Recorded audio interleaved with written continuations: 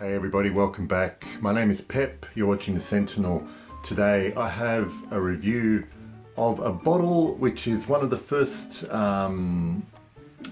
very first bottles I bought at the beginning of my current collection. When I started getting into fragrances, this was one I heard a lot about in terms of classic designer fragrances, masculine fragrance.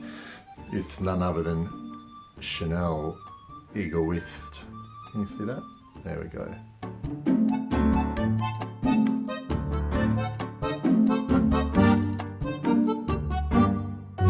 Okay, so Chanel Egoiste was released in 1990. The credit for the perfumer goes to Jacques Polge, who's Chanel's longtime perfumer up until recently. I think he might have retired. I have also read in some other on some other sources that Dior's Francois Demarquis collaborated with Jacques Polge to create Egoiste.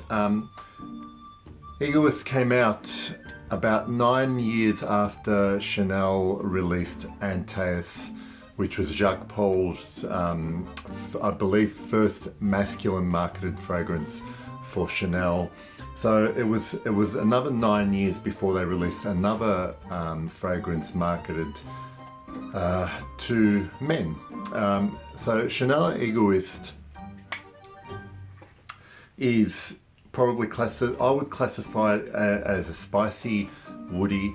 I'm going to spray it on. I've had some on my arm drying down, and we'll just talk about its opening, heart and base, and how it develops. Now, what you get at the beginning, or what I get at the beginning on my skin, is a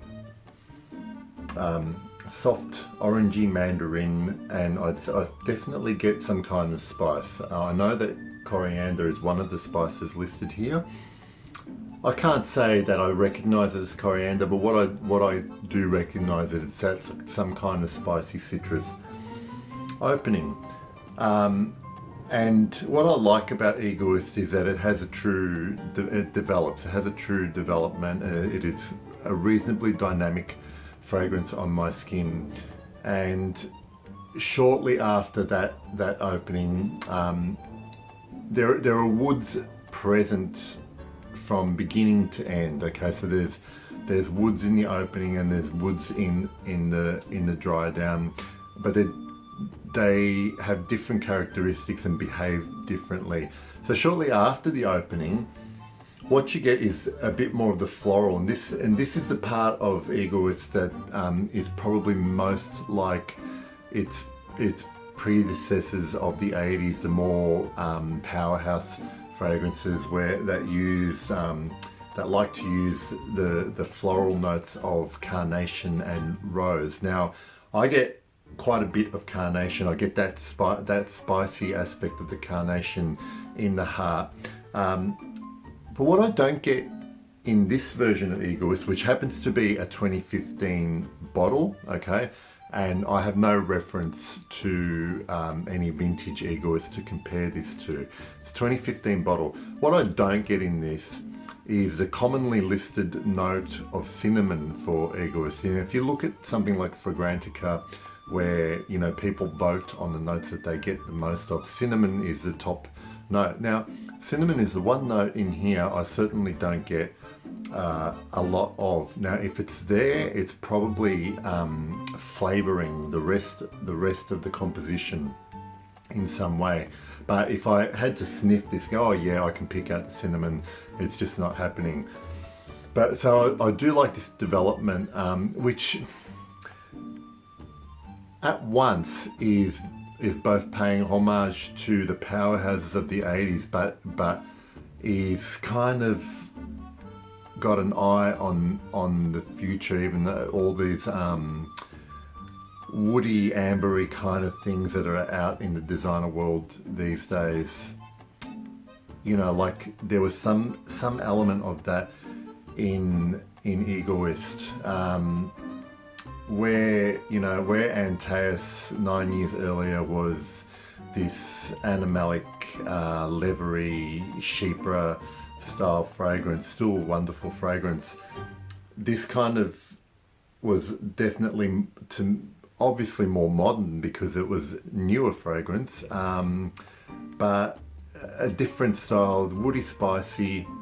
As this develops, okay, basically with this one, it turns into this lovely buttery sandalwood base, and it's smeared with a little bit of vanilla,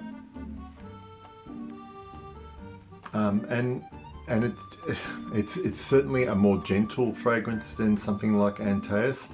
And then just as a side note, a few years later, Chanel released Platinum Egoiste, which I'm not sure, obviously they've used the name, and I'm not sure if it's supposed to be a flanker, but it's a completely different fragrance.